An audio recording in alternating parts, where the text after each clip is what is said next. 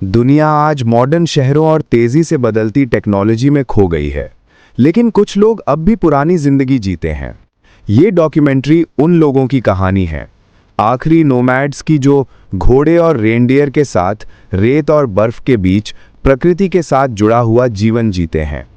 ये कहानी है उनकी परंपराओं, रिश्तों और उनके जीवन के हर रंग की, जो हमें याद दिलाती है कि असली जीवन का मतलब सिर्फ आगे बढ़ना नहीं, बल्कि हर पल को महसूस करना है। आइए हम चलें इन नोमैड्स के साथ और देखें उनका जीवन, उनकी कहानी और उनका संघर्ष। ये है द लास्ट नोमैड्स। मंगोलिया के विशाल स्टेप्स में रहते हैं कज़ाक और मंगोल नोमैड्स। उनकी जिंदगी का हर पल प्रकृति के साथ जुड़ा है। सुबह की पहली रोशनी, घोड़े की चाल और सर्दियों की तेज हवा, ये उनके लिए सिर्फ जीवन नहीं, एक कला है। यहाँ के बच्चे छोटी उम्र से ही घोड़े चलाना सीखते हैं और परिवार के साथ जीवन के हर रंग को महसूस करते हैं। ये जिंदगी आसान नहीं है, लेकिन ये सच्चाई और स्वतंत्रता का जीवन है।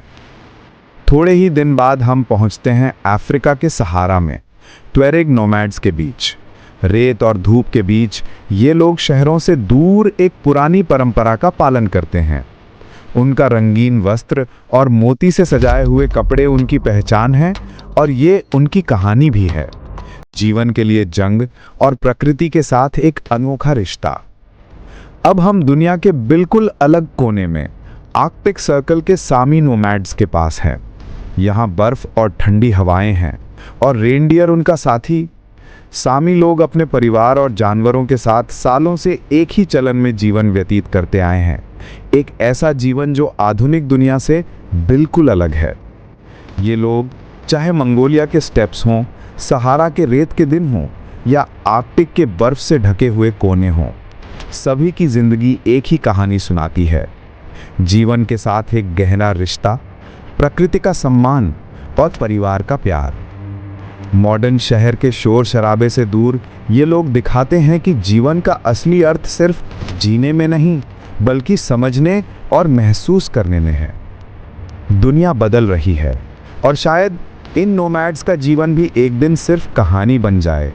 लेकिन जब हम उनके साथ चलेंगे, उनके घोड़े की चाल, उनके टेंट्स का रंग और उनके प्यार भरे रिश्ते महसूस करेंगे, तब हम समझेंगे कि आखिरी नोमैड्स का जीवन कितना खूबसूरत और गहरा है।